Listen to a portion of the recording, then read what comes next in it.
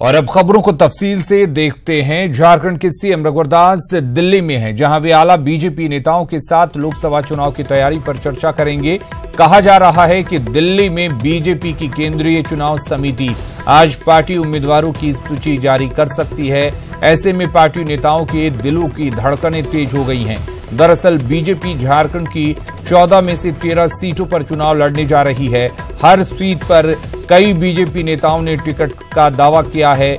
दुमका से लुइस मरांडी और रमेश हांसदा की दावेदारी मजबूत है, जबकि चतरा सीट पर सुनील सिंह समेत कई नेताओं ने दावा ठोक रखा है। यही नहीं, कोडरमा सीट के लिए शिक्षा मंत्री नीरा यादव भी दिल्ली में कैंप। और इधर झारखंड में महागठबंधन के सहयोगी दलों के बीच सीटों के बंटवारे का ऐलान 23 मार्च तक कर दिया जाएगा। प्रदेश कांग्रेस विधायक दल के नेता आलमगीर आलम ने रांची में बताया कि आरजेडी और वाम दलों की सारी मांग पूरी नहीं हो सकती है।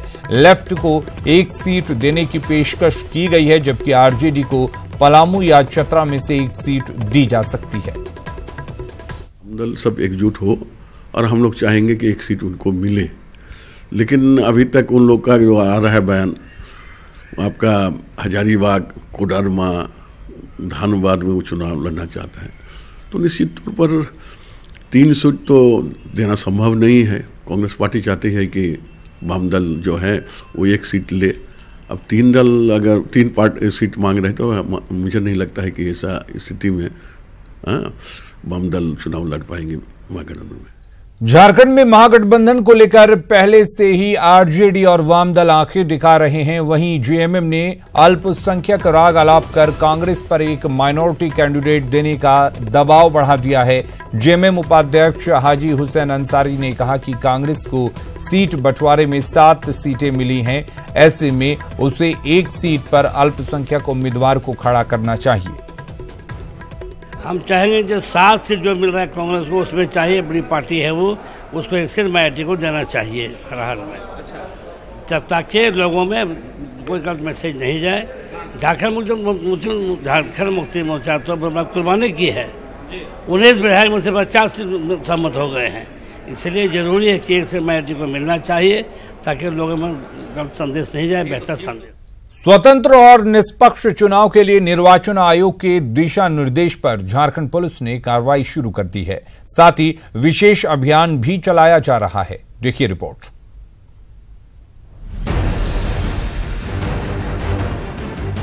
चुनावी बिगुल बजते ही झारखंड में अपराधियों की शामत आ गई है। निष्पक्ष और भयमुक्त माहौल में मतदान संपन्न हो, इसे लेकर निर्वाचन आयोग ने राज्य पुलिस को सख्त हिदायत दी है कि अपराधी प्रवृत्ति के लोगों के खिलाफ कड़ी कार्रवाई की जाए। मुख्य निर्वाचन पदाधिकारी खुद ही बीच बीच में मामले की समीक्षा भी कर रहे हैं। पुलिस को भी पूरा तैनात है। अपने जो नॉर्मल काम है, जो छापामारी करना, चेकिंग करना, पूरा तैनात है। हम लोग का जो surveillance teams, FSTs, SSTs, static surveillance teams, ये सब चीज़, ये सब टीम्स भी पूरा तैनात हुए है। आयोग के निर्देश के बाद राज्य पुलिस मुख्यालय ने सभी जिलों के एसपी को इस संबंध में आवश्यक दिशा निर्देश जारी किए हैं, जिसके परिणाम भी सामने आ रहे हैं। हाल के दिनों में ही न सिर्फ 1,500 से ज्यादा फरार अपराधी जेल भेजे गए हैं, बल्कि धनबाद में अवैध रूप से चल रहे हथियार फैक्ट्री, हथियारों के सौदागरों, नशे के कारोबारियों और अवैध शराब की भट्टियों पर भी दबिश दी गई। इलेक्शन में व्यवधान डालने वाले लोग या जो वारंटी जो फरार लोग हैं, जिनके खिलाफ वारंट निकले हुए हैं, उन सबको पुलिस तलाश कर रही है और गिरफ्तार कर रही है। अवैध शराब पर छापेमारी हो रही है। धनबाद और गढ़वा में अभी भारी मात्रा में अवैध शराब बरामद हुई है। अवैध हथियार के बारे में भी कार्रवाई हो रही है। गौरतलब है कि चुनाव के दौरान अक्सर अपराधी किस्म के लोग किसी पार्टी या प्रत्याशी के समर्थन में मतदाताओं को डराने धमकाने का काम करते हैं। वहीं चुनाव के समय अवैध हथियारों की खरीद बिक्री भी बढ़ जाती है। ऐसे में चुनाव आयोग की सख्ती के बाद भयमुक्त माहौल में मतदान संपन्न कराने को लेकर पुलिस भी मुस्तैद दिख रही है। रांची के कोतवाली इलाके में छात्रा से गैंगरेप की घटना से खलबली मच गई। इस मामले में पीड़ित के 6 आरोपी दोस्तों को हिरासत में लिया गया है। उनसे पूछताछ चल रही है। सभी आरोपी किशोर नाबालिग हैं। पीड़ित छात्रा और आरोपियों की मेडिकल जांच कराई जा रही है। दरअसल छात्रा से कोतवाली इलाके में गैंगरेप किया गया और उसे लालपुर इलाके में छोड़ दिया गया। पुलिस की गश्ती टीम को ये छात्रा नशे की हालत में मिली। पूछताछ में पूरी घटना का खुलासा हुआ। तब रात भर छापेमारी में 6 आरोपियों को धर दबोचा गया। राज्य महिला आयोग की अध्यक्ष कल्याणी शरण ने लालपुर थाने में पीड़ित छात्रा का हालचाल लिया। लड़की जो बयान दे रही है, उस बयान से ये अपना बॉयफ्रेंड के तहत उसको बुलाया गया, कहीं एक रूम में सुनसान में ले जाया गया और उसके बाद इसको कुछ पिलाया गया। को तो गुस्से में भी थी, शायद कुछ अपने भी पी और कुछ लोगों ने पिला के और इसके साथ इस तरह का वारदात हुआ है। लेकिन वो कह रही है कि हमको होश नहीं था। मैंने थाना इंचार्ज से बात की, उन्होंने कहा कि अभी मेडिकल के लिए लड़की जा रही है, क्या सत्य है क्या गलत है वो सब आ जाएगा। और उसके बाद मैं ये भी बोली कि 164 का बयान कराना बहुत जरूरी। धनबाद के चिरकुंडा में रविवार रात एक नाबालिग लड़की के साथ 4 नाबालिग लड़कों ने गैंगरेप किया। परिजनों की शिकायत पर पुलिस ने तुरंत कार्रवाई करते हुए चारों आरोपियों को गिरफ्तार कर लिया है। पकड़े गए सभी जो आरोपी हैं वो कुमार धोबी कोलियरी के रहने वाले हैं। पीड़िता की मां के मुताबिक वो परिजन के घर शादी में गए थे, जहां खाना खाने के बाद उनकी बेटी घर जाने के लिए निकल पड़ी, लेकिन रास्ते में मंदिर के पास चारों लड़कों ने उसे पकड़ लिया और बारी बारी से उसके साथ दुष्कर्म किया। पहले दिन तो लड़की ने कुछ नहीं बताया, लेकिन दूसरे दिन इसकी जानकारी घर वालों को दी। तब जाकर पीड़ित के परिजनों ने थाने में मामला दर्ज कराया। पुलिस ने फिलहाल लड़की को मेडिकल जांच के लिए धनबाद पीएमसीएच भेजा है, जबकि आरोपियों को जुवेनाइल जेल भेज दिया गया है। हमारे ऑफिसर ने बात किया तो मालूम चला कि उसके ही आसपास के लड़के ने कन्फाइन करके उसके साथ गलत काम किया है और ये करके उस कंडीशन में जो धाराएं हैं उसके अंतर्गत प्राथमिकी दर्ज की गई है। हम लोगों ने तुरंत छापामारी की, चूंकि ये माइनर्स की बात थी तो हम लोगों ने छापामारी की। उसके साथ वो कुछ लड़के लोग इधर उधर भी थे, उसमें धाराओं में इसका प्राथमिकी दर्ज किया गया है। उन्होंने अपना दोष स्वीकार। लोहरदगा के जिला खनन अधिकारी निरंजन प्रसाद का घूस लेते हुए वीडियो इन दिनों सोशल मीडिया पर वायरल है, जिसमें उन्हें ईंट भट्टा व्यवसायियों से मोटी रकम लेते हुए दिखाया गया है। हालांकि न्यूज 18 के सवालों पर आरोपी अधिकारी ने घूसखोरी से इनकार करते हुए वीडियो को 1 साल पुराना करार दिया। वहीं लोहरदगा की डीसी ने जांच कर कार्रवाई की बात कही है। वो वीडियो बहुत पुराना, हमको लगता है किसी को कहीं कोई क्लिप लेकर के दिया गया है। पूरा वीडियो हम नहीं देख पाए हैं, लेकिन हमको लगता है कि वो जो वीडियो है वो जो भट्ठा वाले लोग बैटरी इन्वर्टर के लिए किए थे चंदा करके, उसी का है वो लोग। उसके खिलाफ भी जो है वो जो वीडियो है उसकी प्रति हमें मिली है और हमने विभाग को सूचित कर दिया गया है कि वो वीडियो जो है उसको जांच करवा के उसके बाद उस पर जो भी एक्शन हो, एप्रोप्रिएट एक्शन लिया जाए। रिम्स में निकले वैकेंसी में SC/ST के आरक्षण का रोस्टर का पालन नहीं करने का आरोप लगाकर आदिवासी छात्र संघ ने रिम्स निदेशक को ज्ञापन सौंपा। हालांकि आदिवासी छात्र संघ का विरोध प्रदर्शन का कार्यक्रम था, लेकिन चुनाव आचार संहिता के कारण इसे स्थगित कर दिया गया। आज में विरोध प्रदर्शन था, लेकिन SDO का आदेश नहीं के कारण आप लोग के पास थोड़ा सा हम लोग संयम बरते हुए हैं। इसमें 360 A ग्रेड नर्स का जो वैकेंसी निकला है उसमें ST के लिए 0 दिखाया गया है। उसी के खिलाफ में हम लोग का आज प्रदर्शन था, लेकिन मजबूर हो गए हम लोग प्रशासन के आगे। लेकिन भी हम लोग आज ज्ञापन सौंपेंगे किस आधार पे, किस नियमावली के तहत हम लोग ST को 0 दिखाया है। जो हम लोग का परसेंटेज बनता है 2700 दे तो क्या होगा वो सबको पता है, लेकिन हम लोग को 0 दिखाया गया है। थोड़ा सा संयम बरतते हुए हम लोग आगे के इसके लिए उग्र आंदोलन तो हम लोग जरूर। रांची के राज्य सचिवालय नेपाल हाउस में आज GST काउंसिल की बैठक हुई, जिसमें नगर विकास मंत्री CP सिंह मौजूद थे। वीडियो कॉन्फ्रेंसिंग के माध्यम से सूबे के नगर विकास मंत्री CP Singh GST council Delhi से जुड़े थे। CP सिंह ने आचार संहिता का हवाला देकर कुछ भी कहने से इनकार कर दिया। GST काउंसिल की जो 33वीं मीटिंग दिल्ली में हुई थी, उसी में कुछ चीज़ें थी जो आज वीडियो कॉन्फ्रेंसिंग के माध्यम से चीज़ें हुई हैं और ये इलेक्शन कमीशन ऑफ इंडिया से अनुमति लेने के बाद हुई है। चूँकि क्या निर्णय हुए और नए निर्णय हुए इसके बारे में जो जानकारी देने का ये अधिकार ऑफिशियल्स है, इसलिए पॉलिटिकल व्यक्ति नहीं दे सकता और मैं पॉलिटिकल व्यक्ति हूँ, इसलिए मैं इसके बारे में कुछ नहीं दूंगा। जन शिकायतों की साप्ताहिक समीक्षा को आज से अगले आदेश तक के लिए स्थगित कर दिया गया। आज रांची में सूचना भवन में समीक्षा के लिए अधिकारी पहुंचे भी, लेकिन आदर्श आचार संहिता का हवाला देकर जनसंवाद को अगले आदेश तक के लिए स्थगित कर दिया गया। इस संबंध में मुख्य सचिव के स्क्रीनिंग कमेटी को जानकारी दी गई है। निर्वाचन आयोग की सहमति मिलने के बाद ही आगे जनसंवाद की समीक्षा का फैसला लिया जाएगा। से आदेश आया था कि तत्काल जो है सो इसको स्थगित किया जाए और इस संबंध में एक स्क्रीनिंग कमेटी बनी हुई है मुख्य सचिव की अध्यक्षता में, उनको इस योजना के प्रति जानकारी दे करके और कमीशन के माध्यम से इस पर इंस्ट्रक्शन प्राप्त करके आगे कार्रवाई। और अब बात तो अनिल अंबानी की, जिन पर मंडरा रहा जेल जाने का खतरा पूरी तरह से टल चुका है। ये खतरा उनके बड़े भाई मुकेश अंबानी और भाभी नीता अंबानी की मदद की वजह से टला है।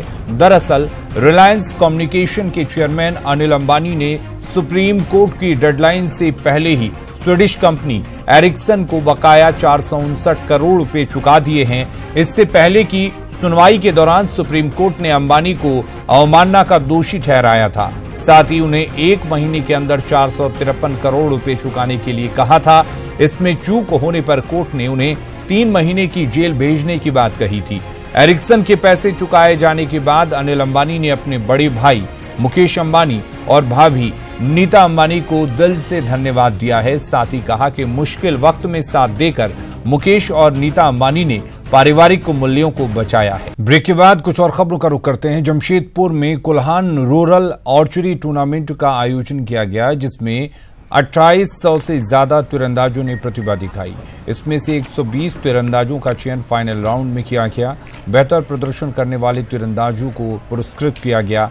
साथ ही उन्हें टाटा आर्चरी एकेडमी में ट्रेनिंग देने की भी पेशकश की गई। जितने भी कैडेट पास में निकले हैं और जो अभी भी काफ़ी अच्छा कर रहे हैं, उनके जैसा अगर आप बन सकेंगे तो आप समाज का, अपने देश का नाम विश्व स्तर पे कर सकेंगे। खोज करके लाते हैं और उसके बाद हम लोग को बहुत आसानी मिलती है कि हम लोग उसमें से एकदम जो सबसे योग्य प्रतिभाएं होती हैं उनको तराशने के लिए वो हमारे पास आए और फिर हम लोग उनको एकदम इंटरनेशनल लेवल का स्पोर्ट्स पर्सन बना के देश के सामने पेश कर सकें। राजधानी रांची में होली की मस्ती चढ़ने लगी है। होली को लेकर स्कूल कॉलेजों में छुट्टियां शुरू हो गई हैं। ऐसे में जमकर रंग और गुलाल उड़ रहे हैं। छात्र छात्राएं खूब मस्ती कर रहे हैं।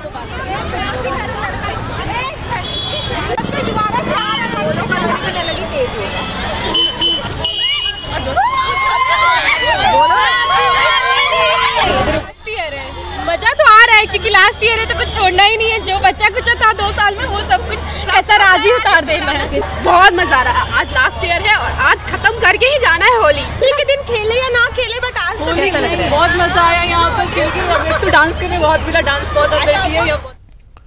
और होली को लेकर रंग और गुलाल से रांची के बाजार सज चुके हैं। इस बाजार में एयर स्ट्राइक की पिचकारी से लेकर मोदी मास्क तक उपलब्ध हैं। बच्चों को कार्टून कैरेक्टर की पिचकारी खूब भा रही है।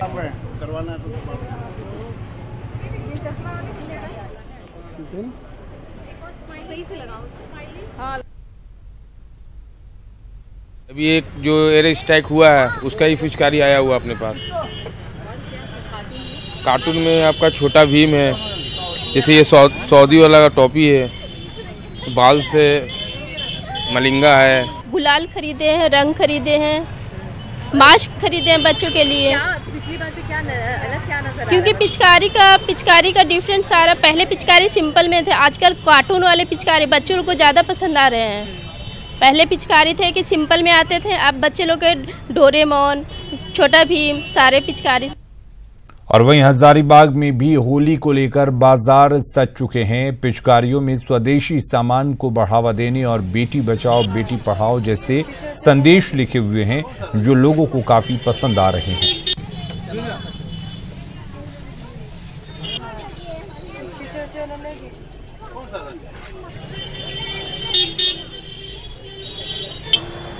मैंने देखा कि बेटी बचाओ बेटी पढ़ाओ लिखा हुआ है, इसलिए मैंने इसको गौर से देखा और बहुत ही अच्छा मैसेज जो नरेंद्र मोदी जी का है कि बेटी बचाओ बेटी पढ़ाओ, तो पिचकारी के माध्यम से ये घर घर तक पहुंचेगा और सभी जो भी जितने भी अभिभावक हैं उन तक यह बात पहुंचेगी कि लड़कियों को पढ़ाना कितना ज़रूरी है।